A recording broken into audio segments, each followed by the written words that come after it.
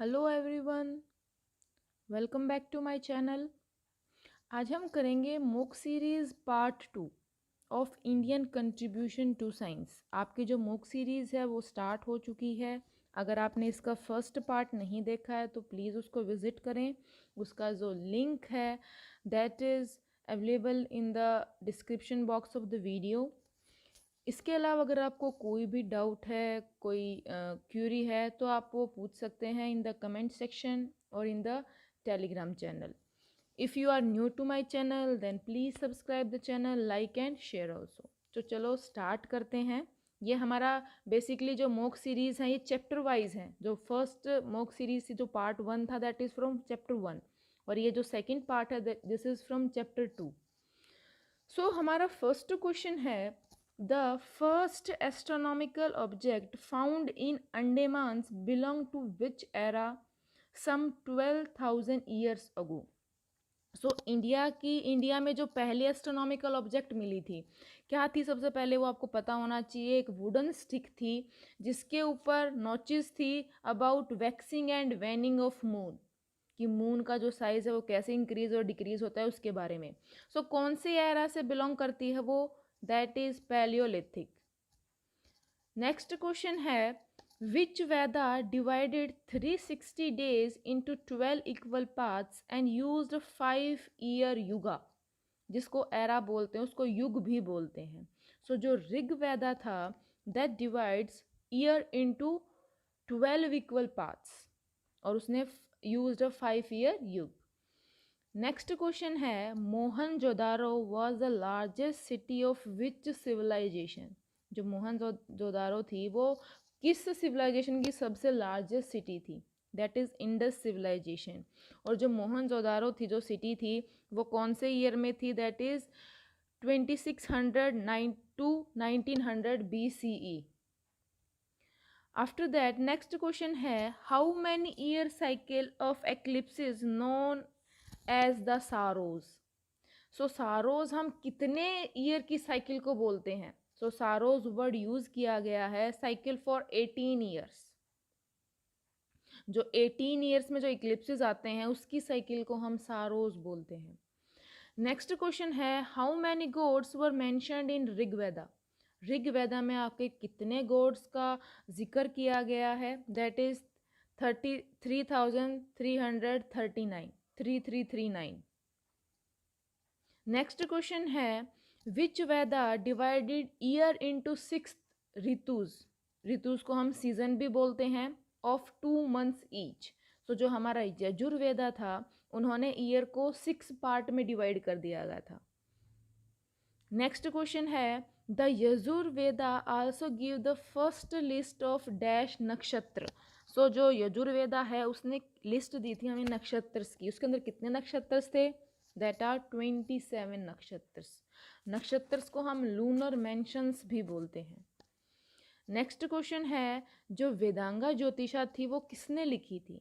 So Vedanga Jyotisha our ancient text है जो कि लागधा ने लिखा था।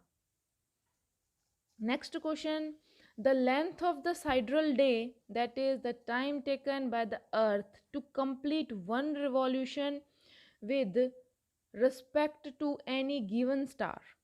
It uses 23 hours 56 minutes 4.6 seconds। ठीक है, जिसको करेक्ट वैल्यू कितनी है? ये तो हमारी एंशियंट वैल्यू है 23 hours 56 minutes एंड 4.6 seconds।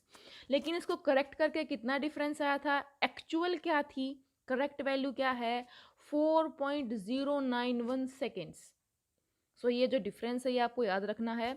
ये जो पहले वाली है 23 आवर्स और 4.6 सेकेंड्स वाला, दिस इज़ ये हमारे एंशियंट टाइम में जो है उसको फाइंड किया गया था, लेकिन उसको जो मॉडर्न टाइम ने उसको करेक्ट किया और जो करेक्ट वैल्यू है that is 4.091 seconds. Next question है what is the age of earth. So earth की जो एज है that is 4.5 billion years. That is billion, याद रखना, not million, billion years. Next question the zodiac of 12 signs, जिसको हम राशि भी बोलते हैं, फर्स्ट रिकॉर्डेड इन। सो जो राशि के बारे में कुछ भी गिवन था अबाउट द राशिज कि वो 12 होते हैं, उनके साइंस के बारे में, सो वो किस चीज़ में सबसे पहले किस टेक्स्ट बुक में मिला है? सो दैट इज यावाना जाटका जातका, ठीक है, यवाना जातका। ये आपकी हिंदू टेक्स्ट बुक है जिसके अंदर जोडाइक के बारे में, राशियों के बारे में सबसे पहले रिकॉर्ड किया गया था। Next question is which era is called age the golden age of Indian mathematics and astronomy? So जो सिद्धांतिक एरा थी उसको गोल्डन एज बोला गया है of Indian mathematics and astronomy. क्यों? क्योंकि उस टाइम पे बहुत सारी डिस्कवरीज हुई थी मैथमेटिक्स और एस्ट्रोनॉमी में। नेक्स्ट क्वेश्चन है Aryabhata one was born in 476 CE। सो जो आर्यभट्टा वन थे वो 476 CE कॉमन एरा में बोर्न हुए थे। The diameter of earth is how many yojana? So ये किसने दिया था सबसे पहले? ये सबसे पहले आर्यभट्टा ने दिया था। सो कितने योजनाज हैं? 1050 आपके योजनाज में अर्थ के डायमीटर को डिवाइड किया गया है। Next question is Al Biruni translated text of Varahamihira and Brahmagupta into which languages? So Al Biruni था, उन्होंने सबसे पहले जो वाहरा मिहरा और ब्रह्मगुप्ता के जो टेक्स्ट थे ब्रह्मगुप्ता के, उनको किस लैंग्वेज में ट्रांसलेट किया था? सो एज द आप इसका नाम देख सकते हैं, ये अरेबिक नेम है। सो अरेबिक और पर्शियन इन लैंग्वेजेस में सबसे पहले जो वाहरा मिहरा थे और ब्रह्मगुप्ता थे उनके टेक्स्ट को आपका ट्रांसलेट किया गया था।